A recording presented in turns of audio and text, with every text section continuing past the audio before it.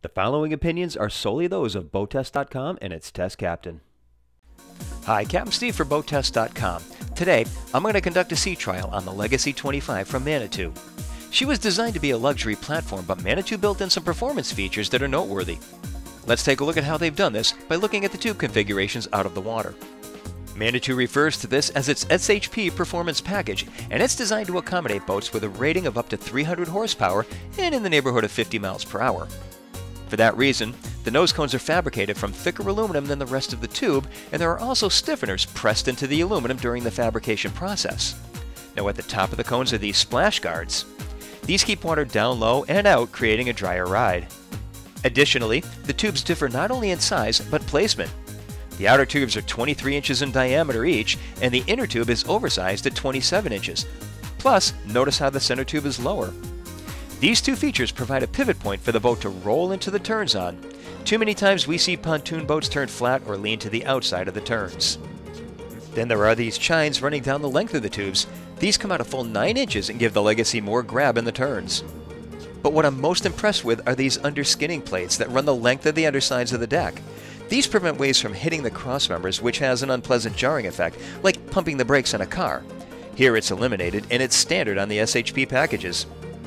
The aft corners are all reinforced with corner braces to take a hit against the dock, and the rub rails now have stainless inserts running the length of the boat. And there is a cleat in each of the 4 corners. The engine is mounted to an integral transom, so there's no need for an extended motor pod hanging off the back of the tube. And there's a flat surface inside the motor well, creating a workspace for servicing the engine and easing the daily checks. LED docking lights are embedded into the nav light assemblies, and they're mounted up high in the fence, eliminating the tripping hazard. Inside, the helm is on an elevated platform, aiding in visibility over the occupants of the forward couch. The captain gets a comfortable helm seat that rivals those on the largest luxury yachts I've tested. It's fabricated from ultra-soft vinyl and is well padded with different density foams.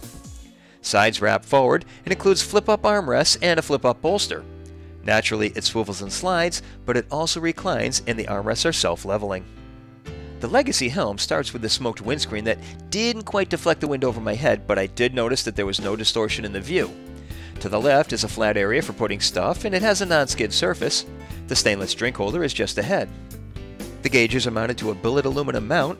They keep clutter to a minimum and flank a Lowrance Elite 4 GPS. The trim gauge sits alone to the right. Down and to the left is the premium Infinity sound system, and it includes Bluetooth streaming audio. The cast aluminum Italian leather-wrapped Gussie steering wheel is mounted to a tilt base. To the right-hand side is a mount for the phone/MP3 player, and the 12-volt supply is correctly placed directly adjacent. There's also an MP3 port if there's no Bluetooth to the device. The switch panel is to the right. All switches light when activated, and I'm not a fan of the position of the horn switch in the middle of the row. It needs to stand out more, but to Manitou's credit, they went with a real horn and not a basic electronic buzzer. The engine control is mounted at a 23-degree angle, and there's plenty of footroom under the console for even the tallest captain. The Manitou 25 Legacy has a length overall of 26 feet 4 inches and a beam of 8 feet 6 inches.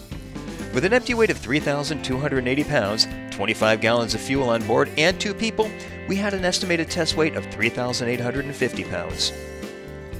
With an Evinrude E-Tech 300 turning a 17 Rebel propeller, we reached a top speed of 46.4 miles per hour at 5,700 RPM. At that speed, we were burning 25.85 gallons per hour, giving us a range of 71 miles. Best cruise was determined to be at 3,500 RPM and 24.9 miles per hour. That speed reduced the fuel burn to just 8.95 gallons per hour, which translates to a range of 110 miles and an endurance of 4 hours and 24 minutes while still maintaining a 10% reserve. We had a time to plane of 2.9 seconds, reached 20 miles per hour in 3.8 seconds, 30 came and went in 6.1 seconds, and we continued accelerating through 40 miles per hour in 9.6 seconds. Underway, the SHP performance package worked well to create a sport-handling boat. The lower center tube did its job as well, allowing us to lean up to 10 degrees into the turns. Once on plane, bring the trim up to about the halfway mark on the gauge to get her into her optimum running attitude. Excess trim ventilates the prop. She responds well to the helm, but the Seastar hydraulic steering is characteristically stiff. Also, more power does not tighten the turn radius, it only quickens the turn, and this is important to remember when coming into the dock. Don't add a burst of throttle thinking it will kick the stern around. Overall, I was quite impressed with the performance of the Legacy 25.